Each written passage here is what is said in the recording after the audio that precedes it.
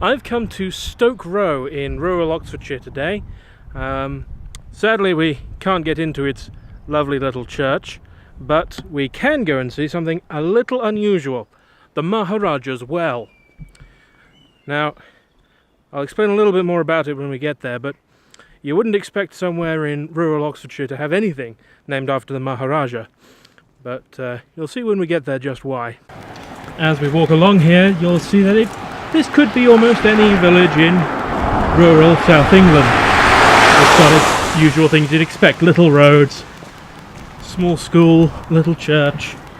That's Church of John the Evangelist there. And it's quite unassuming. This area had been a very, very small village up until just after the Second World War, when people started to leave the cities and commute into the towns, seeking the fresh air and countryside of the village. And so it's got a lot of post-war and interwar housing, so that they could commute into towns like Oxford or Reading. I suppose technically both of those are cities, but you know what I mean.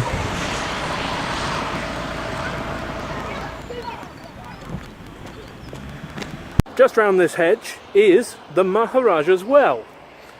And there it is, that's the Maharajah's well. This was built in 1864 to provide water to the village of Stoke Row, which is where we are. And it goes down hundreds of feet. It's you could stack 2 Nelson's columns inside it, and they would only just about be reaching us here at the surface. And I believe that's 364 feet, but I might be slightly misremembering it.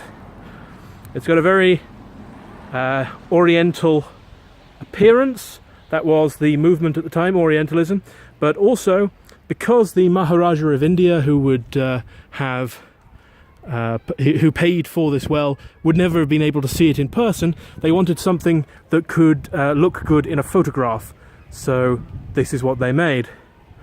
Now, the funding for this well came from the Maharajah of Benares, who had a colonial governor from Britain who was from nearby in the village of Ipston, which is about 2 or 3 miles from here. And the colonial government was called Reed, and while he was here, he tried to prosecute a woman who beat her son bloody after the son drank the last water in the house during a drought. Because where we are here is a chalk hill, and chalk is a very permeable rock. Water flows straight down it. So other than a few gravel pits and ponds, there are very few water sources here. There are no rivers or streams. The water goes straight down into the earth, and there was no well in the village. So that drink of water was the last drink of water in the house, and possibly for several days, because there was no water in the wells in the ponds during the drought. They'd all dried up. And this tale was related to the Maharajah of Benares, and the Maharajah was so moved by it that when it came time that he wanted to make a donation to England as just a kind movement, he decided to build this well here so that the village would never again be without water. So he paid for the digging of the well, which took a year. He paid for the construction of the dome. He paid for the well mechanism, and he also paid for the well-keeper's house, which is just over here.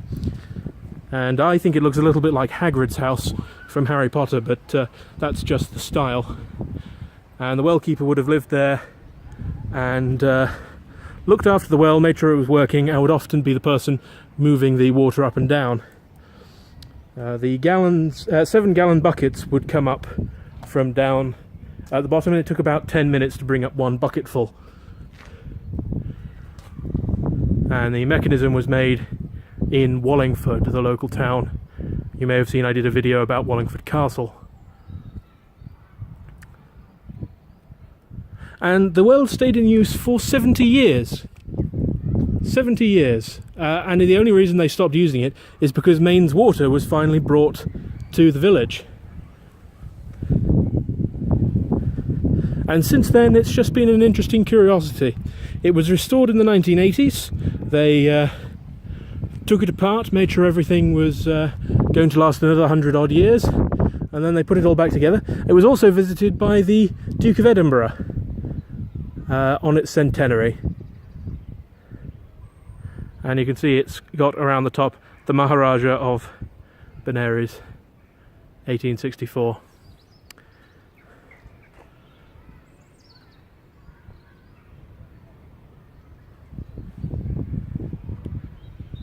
Now those hot on their trees might recognise this as a cherry tree, although admittedly it is quite difficult to do so in winter. It's still February here. This cherry tree is one... That was an unusually loud car. This cherry tree is one of an orchard that used to grow here of 120 trees that provided an income for the well keeper to keep the well keeper paid. And it lasted for quite a few years. It stopped producing in the early 20th century, and from then on provided an income as grazing land rented out to the local farmers. I don't believe all 120 trees are still here, but there are a number of them, and I've seen photographs of them in May when they're in blossom, and they are fabulous. So if you do come and visit the Maharajah as well, do it in May. Or, you know, you could come in the summer when the cherry trees are producing fruit. As I said, they're not going to be at their best anymore, but they do still produce some fruit, so you could come then as well. What a grey day. Unfortunately, that's a lot of days in England. It's England, of course it had to rain today.